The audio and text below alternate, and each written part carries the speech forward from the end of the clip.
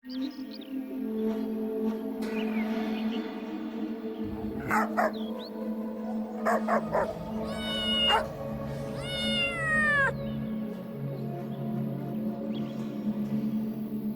যে গ্রামটা দেখা যাচ্ছে সেই গ্রামের নাম রণনগর। গ্রামের মধ্যিখানে যে ভগ্নস্তূপ কুয়োটা আছে সেখানে সবসময় তালাবন্ধ থাকে। 3 পুরুষ আগে অবধি গ্রামবাসীরা এই কুয়ো থেকেই জল ব্যবহার করত, কিন্তু এখন ওই কুয়োর দিকে কেউ তাকাই না। তোমার বাড়িতে আত্মীয় হয়ে এলাম, এত মাইলের পর মাইল হেঁটে গিয়ে জল তোলাবে বৌদি? গ্রামে তো কুয়ো রয়েছে। ওটা কুয়ো নয়, এই কুয়োটার কথা মুখেও এনো না। ওর দিকে না তাকিয়ে হেঁটে যাও, আমাদের কোনো শঙ্কা নেই। গ্রামের শেষ দিকে যে কুয়োটা হয়েছে ওখান থেকে জল আনা, এই কুয়োর জল খেলে মরে যাবে। এটা কি অদ্ভুত কথা বৌদি? কুয়োর জল খেলে মরে যাব? তার মধ্যে কি বিষ রয়েছে? বিষ নয়, সোনা আছে। সোনা? আমাকে মুক্তি দাও।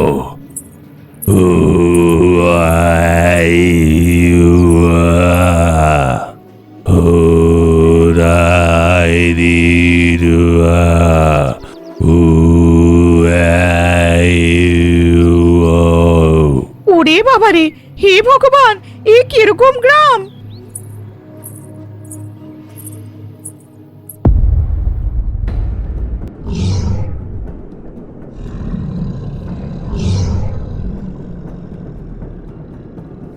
কিছুদিন পরে একবার, আমাকে মুক্তি দাও।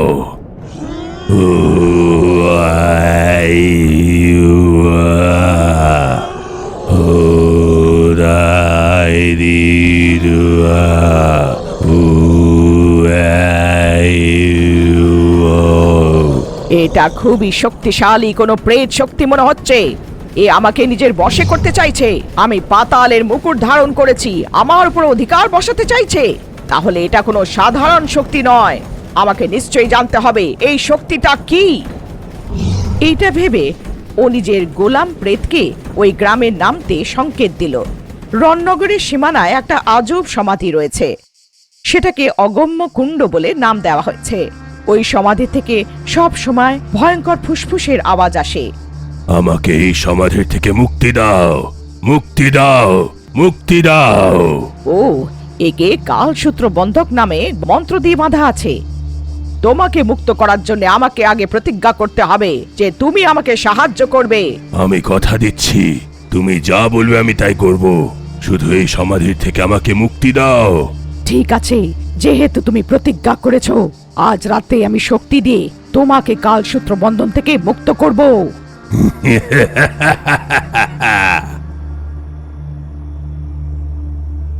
অন্ধকার হওয়ার পরে আস্তিক তন্ত্রের প্রয়োগ করে আর একটা ভয়ানক আস্তিক রঙ্গোলি অগম্য কুণ্ডের চারিদিকে বানানো হলো। কারনাশ ভারা কা না শা ভা মাধবাজা লাকা রা মা তা ভা সাধা মায়া শান্তা জালা কানা বীরধার ভূত সাধা মায়া। নিস্তব্ধ রাস্তায় ক্রুধিমা মন্ত্রের জাপ করে যাচ্ছিল। পুরো সীমানায় ওর শূদ্র মন্ত্র চারিদিকে প্রতিধ্বনি হচ্ছিল। 3.5 ঘন্টা মন্ত্রে জাপের পরে অগম্য কুণ্ডের বন্ধনটা ভেঙে গেল।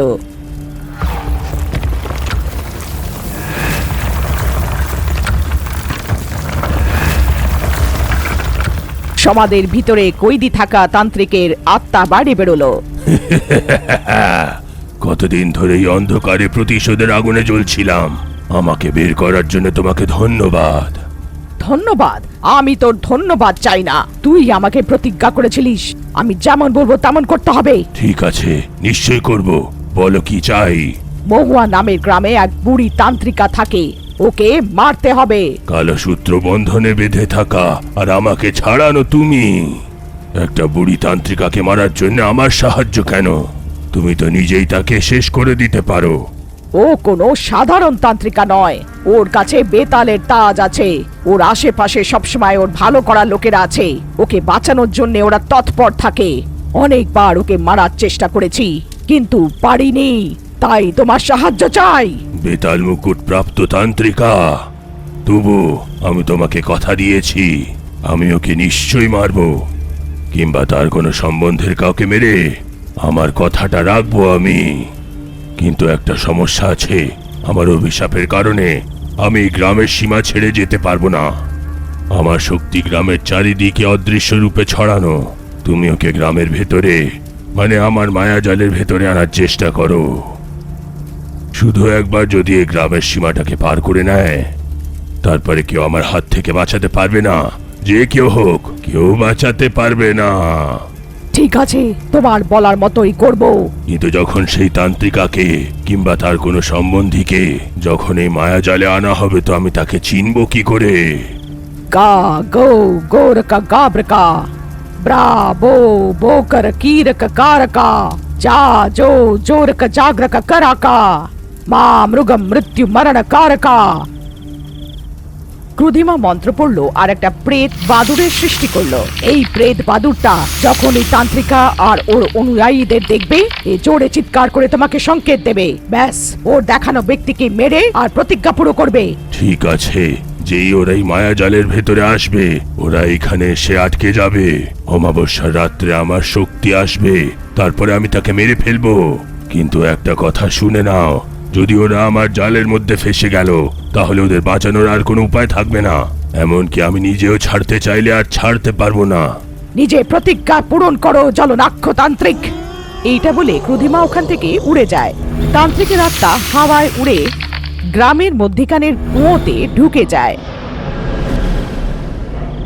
ওই কুয়োর মধ্যে কালো ধোঁয়াটা পুরো গ্রামে ছড়িয়ে গেল।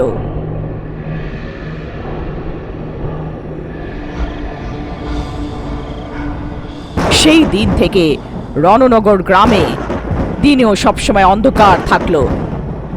যে কেউ ওই গ্রামে প্রবেশ করত, সে জলনাক্ষ তান্ত্রিকের মায়াজালে ফেসে যেত, আর বাইরে বেরোতে পারত না।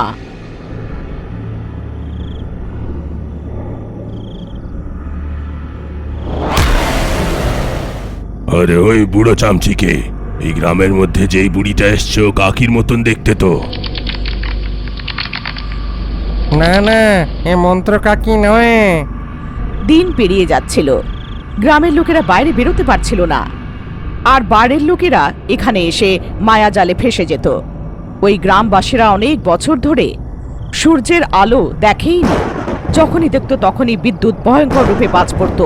আকাশ সবসময় কালো মেঘে ভরা থাকত, যার জন্য চাষ ও ফসল নষ্ট হলো। লোকেরা ক্ষুধায় মরতে শুরু করলো। এছাড়া রাত হতেই কুয়োর মধ্যে থেকে ভয়ঙ্কর আওয়াজ বেরোতো, যার জন্য গ্রামবাসীরা সবসময় ভয়ে ভয়ে থাকত। গ্রামের অবস্থা থেকে গ্রামের প্রধান এই অভিশাপ থেকে মুক্তি পাওয়ার জন্য কোনো উপায়ের অপেক্ষা করে যাচ্ছিল। সেদিন অমাবস্যা ছিল। হঠাৎ করে গ্রামের উপর থেকে কালো মেঘ সরে গেল। গ্রামের প্রধান এটাকে সঠিক সময় ভাবল, আর কিছু না ভেবে ও দৌড়ে গিয়ে গ্রামের সীমানায় দেখল ওই মায়াজালটা ছিল না। সুযোগ পেয়ে দৌড়ে সীমানা ছাড়িয়ে চলে গেল। কিন্তু যেই সীমানা পার করলো, ওর সারা শরীর আগুনে জ্বলতে শুরু করলো, আর দেখতে দেখতে ও ভস্ম হয়ে গেল। হাড্ডি ছাড়া আর ওর কিছুই রইল না। অন্ধকার হয়ে আসলো। সারা গ্রাম চুপচাপ হয়ে গিয়েছিল। কুয়োর ভেতর থেকে তান্ত্রিকের আত্মা বেরিয়ে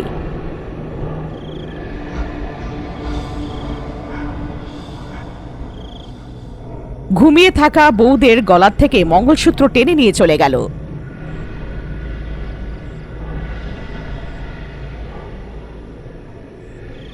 পরের দিন সকালে ওই মহিলার স্বামী রক্ত বমি করে মারা গেল। এইটা জেনে গ্রামের সবথেকে বুড়ো লোক গিরিনাথ দাদা খুব দুঃখিত হলো। গ্রামকে বাঁচানোর জন্য মরার জন্য তৈরি হয়ে গেল। প্রজন্ম থেকেই গ্রামের রক্ষা করে থাকা অগ্নিশূলটা উঠালো, আর গ্রামের মধ্যখানে থাকা বসার জায়গাটায় গিয়ে গেঁথে দিল। তামসিক বংশের পূর্বপুরুষরা, আমার কাছে আর কোনো রাস্তা নেই। বংশ থেকে আমাদের রক্ষা করে থাকা অগ্নিশূল এখন এই গ্রামেরও রক্ষা করতে হবে।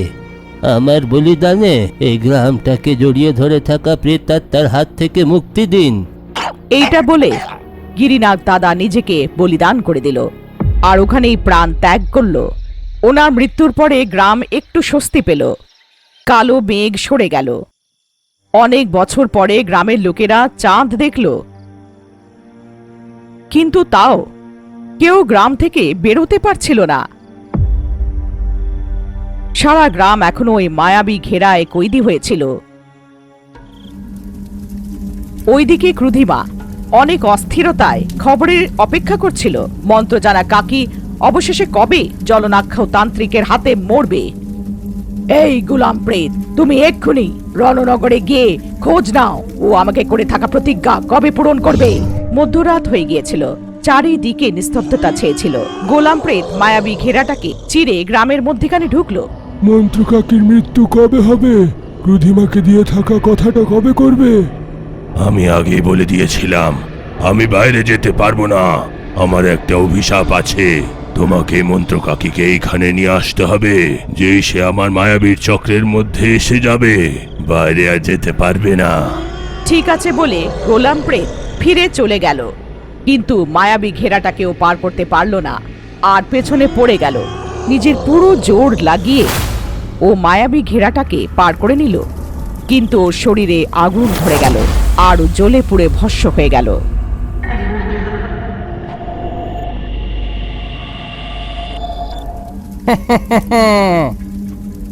তোর গোলাম প্রেত পুড়ে ছাই হয়ে গেল রে ক্রোধিমা। ভস্ম হয়ে গেছে তো কি হয়েছে? আমি ওর আত্মার থেকে ওকে আবার জীবিত করব। গা গো গোরক গাব্রকা ব্রাবো বোরক বিকর कराका जा जो जोरक जागरक कराका মা মৃগম মৃত্যু মরণ কারকা। যেই ও মন্ত্রোচ্চারণ করলো, গোলাম প্রেত আবার থেকে উৎপন্ন হয়ে গেল। ও তক্ষুনি ক্রুধিমার কাছে গেল আর ওখানে যা কিছু হলো বিস্তারিতভাবে জানালো। আমাদেরকে সে মন্ত্র কাকিকে গ্রামের মধ্যে পাঠাতে হবে।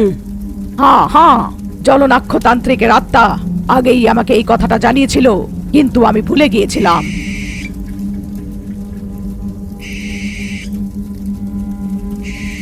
তারপর ক্রুধিমাটা প্যাঁচাকে ডাকলো, ওকে বুঝিয়ে দিল যে ওকে কি করতে হবে আর পাঠিয়ে দিল। প্যাঁচা নিজের রূপ বদলে একটা ছোট ময়নায় পরিণত হলো আর উড়ে মহুয়ায় পৌঁছালো। মন্ত্রজানা কাকির বাড়ির সামনে একটা গাছে বসে জোরে জোরে কান্নাকাটির নাটক করলো। আমার কান্নার আওয়াজ শুনে মন্ত্রজানা কাকি বাইরে এসে যাবে, এটা ভাবছিল। তখনই লোকি বাইরে চলে এলো। কোনো পাখি ব্যথায় কাঁদছে, কিন্তু কোথায়? ও চারিদিকে তাকালো, তখন গাছে একটা পাখিকে বসে থাকতে দেখলো, যেটা কাঁদছিল। ও তার কাছে গেল আর জিজ্ঞাসা করলো কি হয়েছে।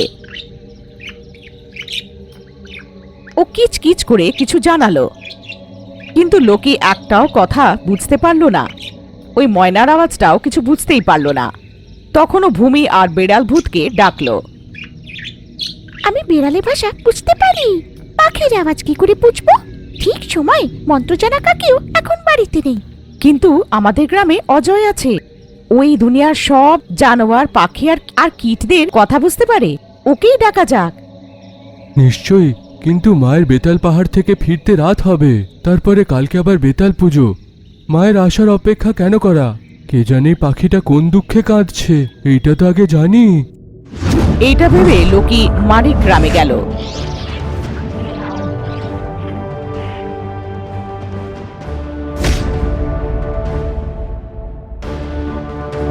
আর অজয়কে নিয়ে এলো। অজয় ময়নার আওয়াজটা মন দিয়ে শুনলো। এ নিজের সঙ্গীর জন্য কাঁদছে। এর সঙ্গী বহু দূরে রণনগর গ্রামে ফেঁসে গেছে। গ্রামে প্রেতরা আছে, এ বলছে ও নিজের সঙ্গীর থেকে দূরে থাকলে ওর মৃত্যু নিশ্চিত। তোমার সঙ্গীর কোনো চিহ্ন আছে কি ময়না? ও কোথায়? রণনগর গ্রামের মণ্ডপে নিজের বাসার মধ্যে ফেঁসে আছে এর সাথী। বেচারা এত ছোট প্রাণীর উপরে কত বড় কষ্ট। আমি এক্ষুনি গিয়ে সঙ্গী ময়নাটাকে নিয়ে আসছি। আরে তুমি কি ভুলে গেলে? কাল আমাবস্যার বেতাল পুজোর জন্য শাশুড়ি মা কালো কমলের ফুল চাই, এর জন্য তোমাকে দ্বীপে যেতে হবে। তাই তুমি অজয়কে ওর গ্রামে ছেড়ে সিধা কমল ফুলটা আনতে চলে যাও। আমি আর বেড়াল ভূত রণনগরে গিয়ে ওই ময়নাটাকে বাঁচিয়ে আসবো। আরে বাপরে, তোমাকে একলা পাঠানো আমি পারবো না, ভুলে গেছো? তুমি প্রেতের সুড়ঙ্গতে যখন ফেসে গেছিলে, কত দিনের জন্য দূর হয়ে গেছিলে। একবার অমন হয়েছিল, তাহলে কি আবার ওরকম হবে? তারপর আমি একলা তো যাচ্ছি না, বেড়াল ভূত আমার সাথেই থাকবে। ঠিক আছে, সাবধানে থাকবে, কিন্তু দরকার পড়লে ডেকে নিও। এটা বলে লোকি অজয়কে নিয়ে চলে গেল। ওইদিকে ভূমি আর বেড়াল ভূত রণনগরের জন্য বেরিয়ে পড়ল। অন্ধকার হওয়ার সাথে সাথে অগ্নিশূলের আলো কালো মায়াবী ছায়াগুলোকে দূরে তাড়িয়ে দিল। ওরা দুজনে এই কথাটা জানতো না যে পুরো গ্রামটা জলনাক্ষ তান্ত্রিকের জাদু দিয়ে বাঁধা ছিল। আর কিছু না চিন্তা করে গ্রামে প্রবেশ করে গেল। ওরা এসে গেছে, মন্ত্র কাকির পরিচিতিরা এসে গেছে। উঠে যাও তান্ত্রিক, নিজের কথাটা রাখো। এসে গেছে, এসে গেছে। ওরা ময়না যে মণ্ডপের কথা বলেছিল সেখানে পৌঁছালো। আর ওখানে মা ময়নাকে খুঁজতে শুরু করলো, কিন্তু পাখিটাকে কোথাও দেখা গেল না। এরই মধ্যে তান্ত্রিক ভূমি আর বেড়াল ভূতকে নিজের বেশ নাক বন্ধক দিয়ে বেঁধে দিল। আমার বিষ নাগ বন্ধনের থেকে তুমি অজ্ঞান অবস্থায় ফিরতে পারবে না। অমাবস্যার শেষ তিথিতে দুজনে পুড়ে ছাই হয়ে যাবে আর অনন্ত লোকে চলে যাবে।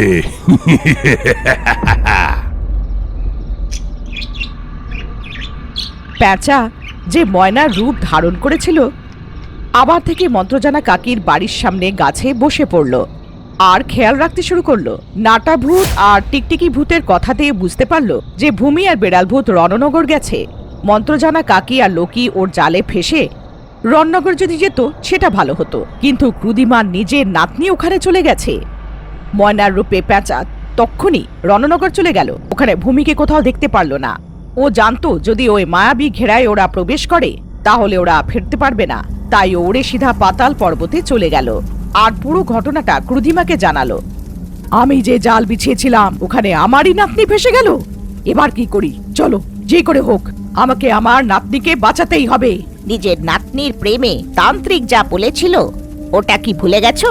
যে কেউ ওর জালে ফাঁসবে তাকে অমাবস্যার রাতে মরতেই হবে। হ্যাঁ, কিন্তু আমি এখন কি করব? আমি এখন পাতাল দেবকে প্রসন্ন করব আর আমার নাতনিকে বাঁচানোর যে কোনো উপায় বার করব। ক্রুধিমা পাতাল তন্ত্র করে পাতাল দেবকে প্রসন্ন করলো। তারপরে পাতাল দেবকে সব কথা জানিয়ে নাতনিকে বাঁচানোর প্রার্থনা করলো। ক্রুধিমা সেই তান্ত্রিক খুব শক্তিশালী। ও মৃত্যু রেখার শক্তি প্রাপ্ত করেছে। ওকে মারা যেতে পারতো না, তাই অনেক বছর আগে তার শরীরটাকে ভস্ম করে তাকে বন্দি করা হয়েছিল। তাই তাকে শেষ করে তোমার নাতনিকে বাঁচানো অত সহজ হবে না। অন্তত আমাকে ওই তান্ত্রিকের সাথে কথা বলার একটা সুযোগ করে দাও। তোমার কাছে বেশি সময় নেই ক্রুধিমা। আমি তোমাকে আকুল আয়না দিচ্ছি। তুমি শুধু একবার সেই তান্ত্রিকের আত্মার সঙ্গে কথা বলতে পারবে। কা গো গৌরক গাব্রকা ব্রাবো বোরক বিকর कराका जा जो जोरक जागरक कराका মা মৃগম মৃত্যু মরণ কারকা। ক্রুধিমা পাতালদেব যে অকলা দর্পণটা দিয়েছিল সেটা দিয়ে তান্ত্রিককে ডাকলো। ও প্রার্থনা করলো যে নাতনিটিকে যেন ছেড়ে দেয়। ও বলল যদি ওর বলি চাই তাহলে ওর নাতনির সাথে বেড়াল ভূতটাকে যেন মেরে দেয়। অনেক দেরি হয়ে গেছে ক্রুধিমা। এটা আমার ভুল ছিল না যে তোমার নাতনি আমার চক্রে ফাঁসলো। আমি তোমাকে কথা দিয়েছিলাম যে মন্ত্র কাকির যে কোনো সম্বন্ধের আমি কাউকে মেরে ফেলবো। এখন সেইটা আরম্ভ হয়েছে। এই অমাবস্যার শেষ সময়তে তোমার নাতনিও মরে যাবে। যদি তোমার বলি চাই ওর সাথে বেড়াল ভূতকে মেরে দাও। ও মন্ত্রজানা কাকির দলের এক সদস্য। ভূতের মানে হলো যে একবার মরে গেছে আরেকবার কি করে মারবে। কিন্তু আমি যদি তোমার নাতনিকে মেরে ফেলি, যার কাছে পাতাল মুকুট আছে, তাহলে তো আমার শক্তি দ্বিগুণ হয়ে যাবে। এইটা বলে তান্ত্রিকের আত্মা দর্পণ থেকে উধাও হয়ে যায়।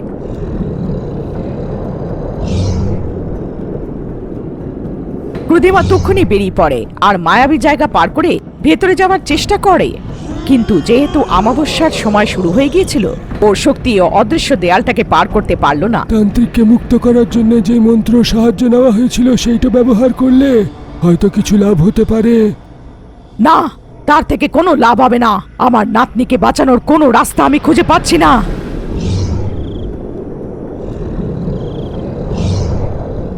কালো কমল ফুলটা নিয়ে লোকি মন্ত্রজানা কাকির বেতাল পুজোর ব্যবস্থা করে বেরিয়ে আসছিল। তখনই ক্রুধিমা ওর সাথে দেখা করে সবকিছু বলে।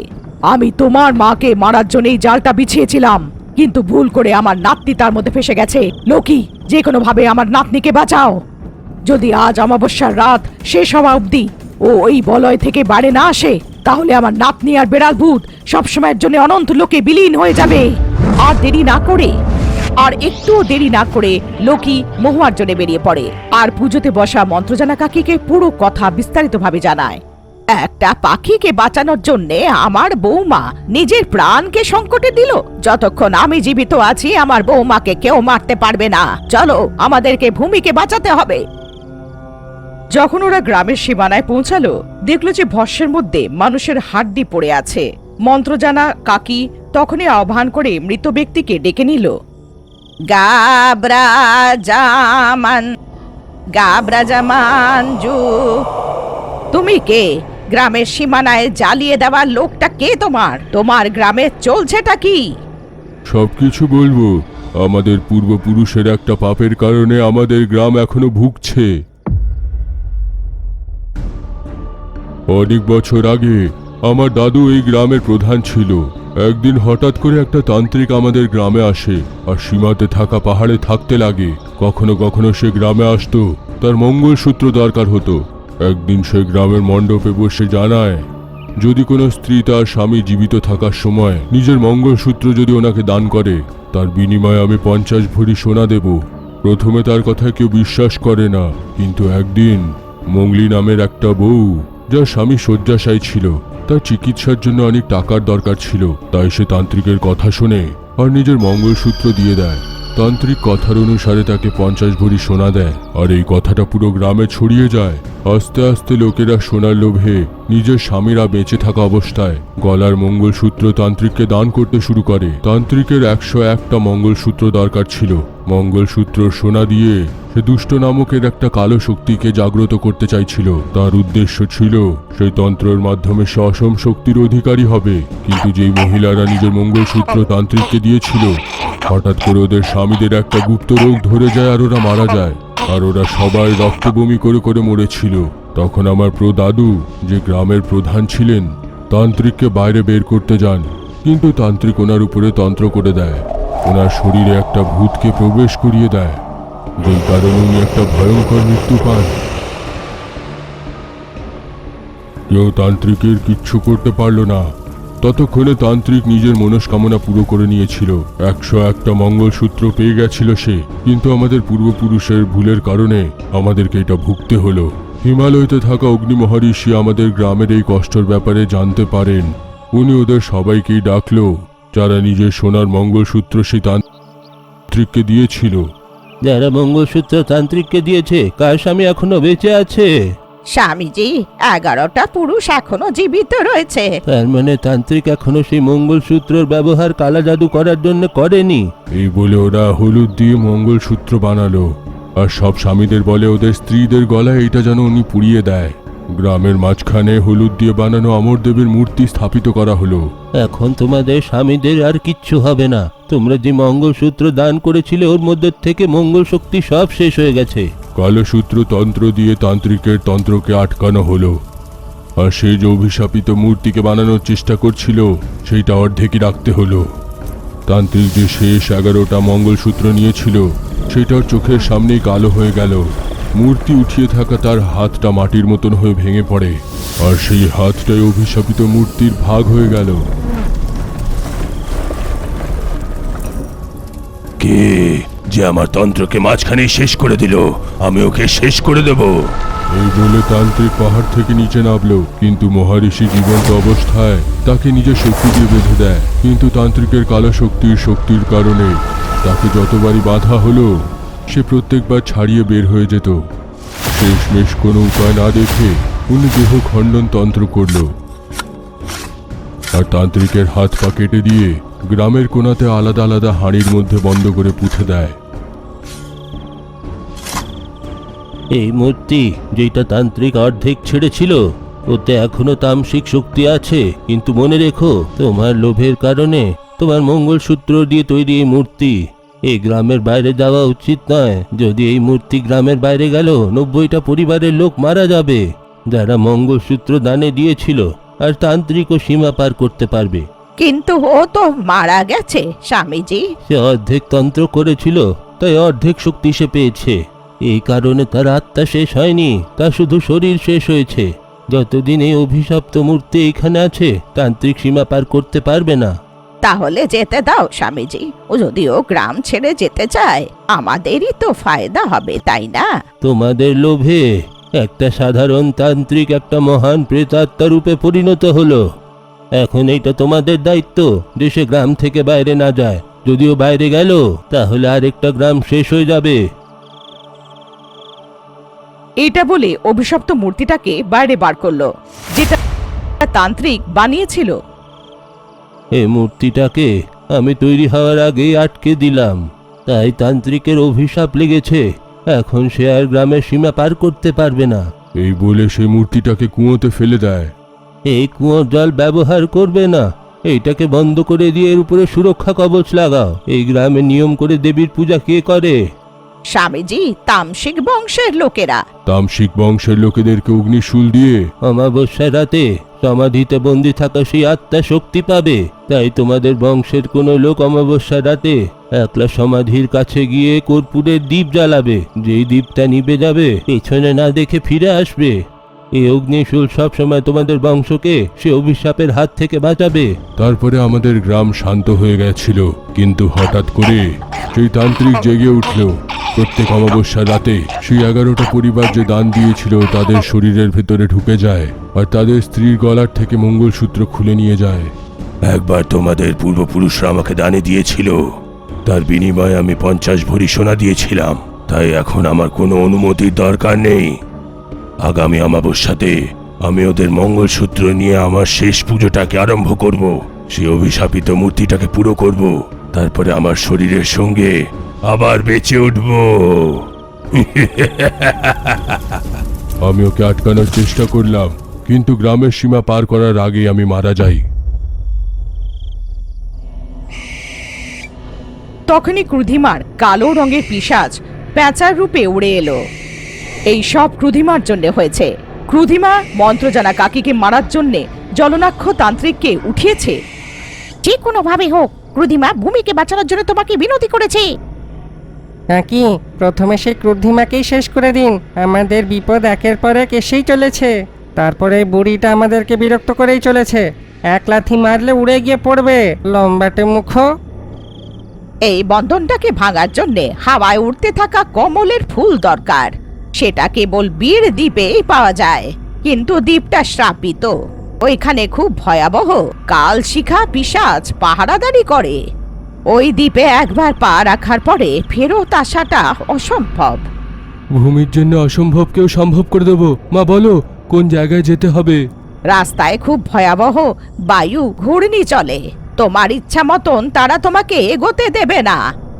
ওই ঘূর্ণির মধ্যে যদি ফেসে যাও, তুমি কোনো দিশা বুঝতে পারবে না, সূর্য আর চন্দ্রকেও দেখতে পারবে না। আমাদের কাছে অনেক কম সময়। যদি তুমি ঘূর্ণিতে ফেসে যাও, ওখান থেকে ফেরত আসতে অনেক মাস কেটে যাবে। এমন বলে মন্ত্রজানা কাকি জনমদগ্গিকে ডাকলো। জনমদগ্গি, আমাদের দুজনকে মিলে বেতাল জাপ করতে হবে আর সহনশা শক্তিকে জাগৃত করতে হবে। এটা বলে দুজনে বেতাল চাপ শুরু করলো। গাব্রাজামান গাব্রাজামানজু গাবরা জামা গাবরা জামাঞ্জো গাবরা জামা গাবরা জামাঞ্জো। প্রতিধ্বনি চারিদিকে ছড়িয়ে গেল। সহস্র শক্তি প্রকট হলো। আমাকে প্রবেশ করার জন্য একটা শরীর চাই। তোমাকে শরীর নয় আত্মা দেয়া যাবে। আমাদের নাটাভূতে প্রবেশ করো।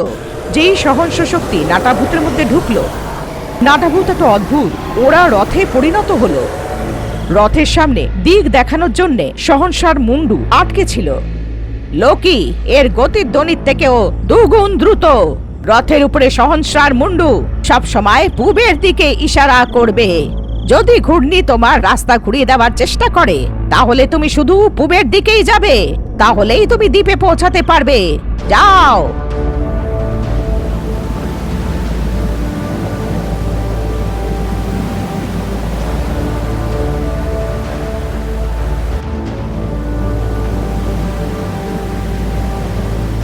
লোকে সহস্র রথে বসে ওই দ্বীপ অব্দি পৌঁছালো।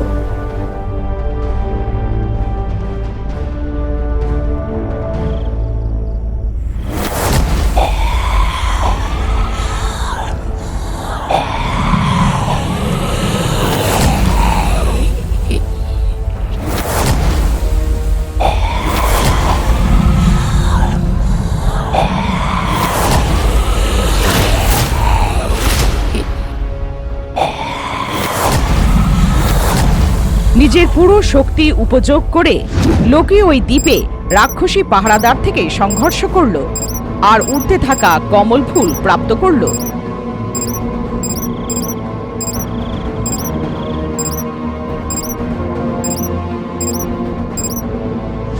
ঘূর্ণি সমানে রথের দিক ভোলানোর চেষ্টা করছিল, কিন্তু সহস্রার মুন্ডু সবসময় পূবের দিকেই ইশারা করে চলেছিল। এর সাহায্যে ঘূর্ণির মায়াটা কাটিয়ে বিদ্যুতের গতিতে কমলের ফুলটাকে নিয়ে রণনগরের সীমানায় পৌঁছালো। ভূমিকে জলানক্ষ তান্ত্রিক ঘিরে রেখেছিল। অমাবস্যার সময় শেষ হতেই যাচ্ছিল, আর তান্ত্রিকের ঊর্জা ভূমির গলাটাকে পেঁচিয়ে ধরছিল। গগন বায়ু বেকম বেকা বেকা রাই রাই বিহঙ্গ দিনতে জম বেকা বেকা রাই রাই। যেই মন্ত্র উচ্চারণ হলো, টরটর নামে জাদু চপ্পল হাওয়ায় উড়ে চলে আসলো, কাকির পায়ের কাছে এসে পড়ে গেল। কাকি চপ্পলগুলোকে পড়ল, তারপরে কমল পুষ্পকে নিয়ে অদৃশ্য ঘেরার উপরে ছেড়ে দিয়ে যেই মন্ত্র জাপ করা হলো, ঘেরাটা ছন্ন বিচ্ছন্ন হয়ে গেল। গোল গোল ঘুরে ওই কমল ফুল তান্ত্রিকের আত্মাকে নিজের দিকে আকর্ষিত করে নিজের ভিতরে গুটিয়ে নিল। মহর্ষি যে তন্ত্রটা দিয়েছিল সেটার উপযোগ করে মন্ত্রজানা কাকি আর জনবদিক মিলে আবার থেকে জলনাক্ষ তান্ত্রিকের আত্মাটাকে বেঁধে দিয়ে কুয়োটাকে সব সময়ের জন্য বন্ধ করে দিল। তোমাকে কোথাও একলা পাঠাতে এখন ভয় করে ভূমি। তুমি বাড়িতেই থাকবে এখন, বুঝলে? ওইখানে পাতাল গৃহে নিজের নাতনি জীবিতভাবে ফেরত আসার থেকে বেশি শত্রু মন্ত্রজানা কাকির থেকে সাহায্য চাইতে হয়েছিল, তাই নিয়ে খুব রোষে ছিল ক্রুধিমা। ছি, ওর থেকে হারার থেকে মরে যাওয়া ভালো ছিল। ও মন্ত্রজানা কাকি, এইবার যেটা আমি করব সেটা সাধারণ হবে না, তৈরি থাকো।